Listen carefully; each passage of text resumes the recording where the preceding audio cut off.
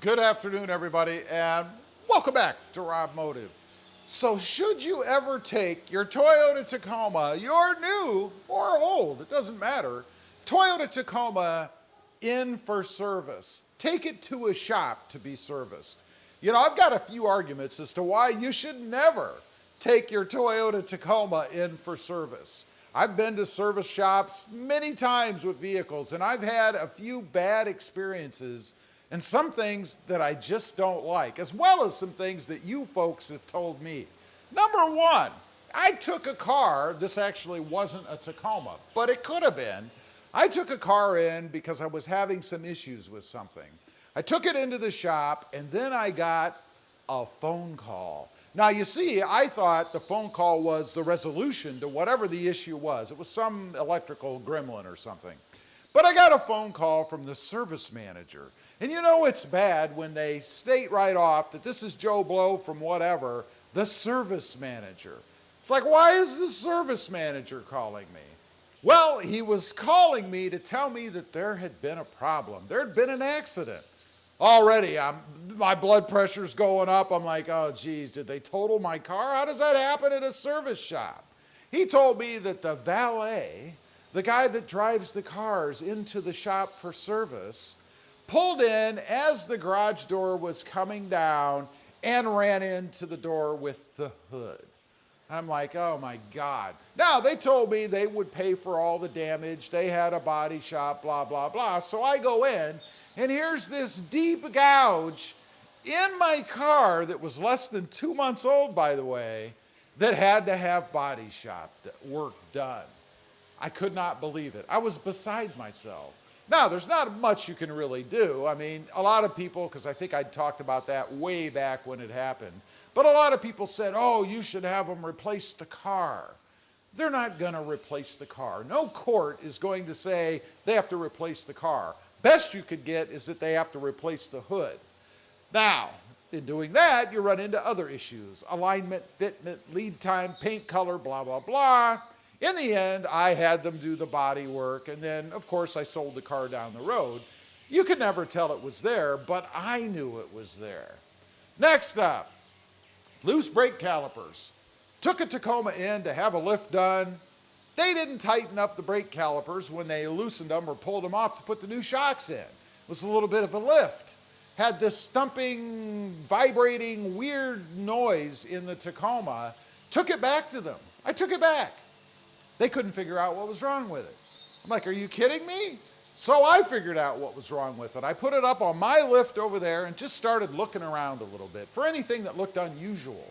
By chance, and I mean by chance, I happened to notice on the passenger side brake caliper that the bolts were a little bit further out than they were on the driver's side. So whipped out my wrench, tightened those down a little bit, and lo and behold, that solved the problem. The only issue was they didn't tighten the brake calipers. You would think there'd be like a checklist, right? If you did this, go back, make sure that you did it right. They didn't. Next up, they can't drive a manual. I don't know how many times I've had manual transmissions, taken something in for oil change or whatever, and they asked me to go ahead and pull it in because they didn't know how to drive a manual. I'm like, are you kidding me? How can a service shop that works on cars not know how to drive a manual transmission? Certainly there must be somebody there who can drive a manual. That always worried me because then I wondered after it was pulled back out, magically after the work was done, who did it and did they actually know how to drive it? Or were they just grinding the gears, putting more wear on that transmission than it should have had because they didn't know what they were doing? Next up, were all the services performed? I hear this a lot on the channel. People taking their Tacomas in, looking for an oil change, tire rotation, getting the truck back, and finding out that the tires were never rotated. They were charged for it. They were never rotated. The oil filter was not changed. Some people get tricky out there, and I think it's maybe not a bad idea. Get yourself one of those silver or white colored paint pens or markers and just put a little mark somewhere just to see if indeed the things that you pay for were actually done.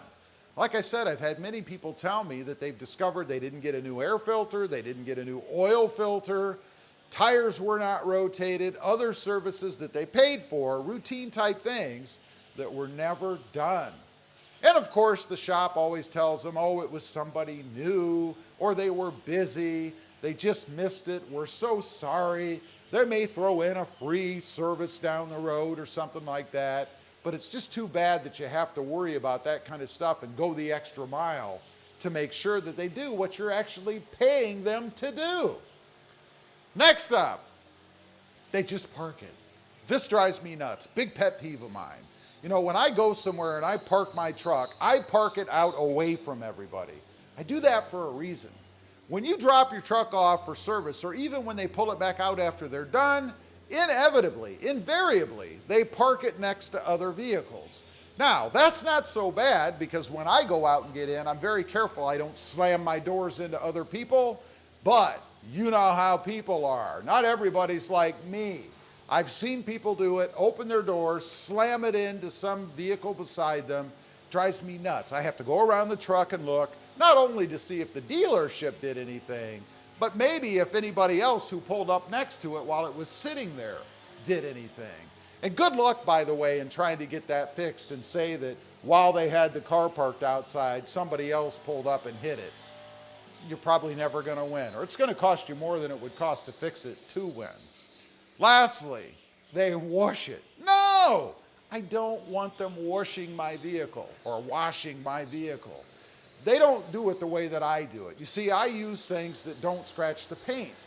I make sure the mitts are clean. I make sure I rinse it off well. I don't use the same old nasty rag that they've used 15 times to wash other cars, or the automatic car wash that has all those little grains of dirt and rocks and stuff embedded in those little flapper kind of ribbon cloth things that smack around and scratch up your truck. I don't like that. That's why I do it myself. I always try, unless I forget, and I have, to tell the shop, do not wash the vehicle, because I don't want them scratching it up. It's just one of those little pet peeve things of mine. Now, if that doesn't bother you, it's probably a nice service. You can get your truck, it's all nice and clean, but just beware, you're gonna have about 1 billion little micro scratches in from somebody washing it with dirty rags or those little beater things scratching the heck out of it as it's pulled through. Anyway, those are just a few reasons why you should never take your Toyota Tacoma or any vehicle to a shop for service. Now, I realize there are some things you have to do, right? I mean, if you're having a transmission problem and you're not a transmission tech, you really don't have a choice. You have to go in. But when you can avoid it, you should never take it in. Like for simple oil changes, air filters, things like that, or anything small that you can do yourself. Changing a light bulb that's out, the things that you don't have to take it in for. Anyway, leave a comment. I'd like to know. Ever had any trouble at a service shop with your vehicle? Anything that they did wrong or damage they may have caused, or anything that they didn't do at all and charged you for it? I'd be curious to know. Also, real quick, I do have 2 additional channels. Mod Driven, all about the Honda Civic, and RobMotive JT, all about the Jeep Gladiator. Check them out, and if you're interested, why not subscribe? And while you're at it, smash the subscribe button here too. Thanks for watching. Stay safe out there. Bye.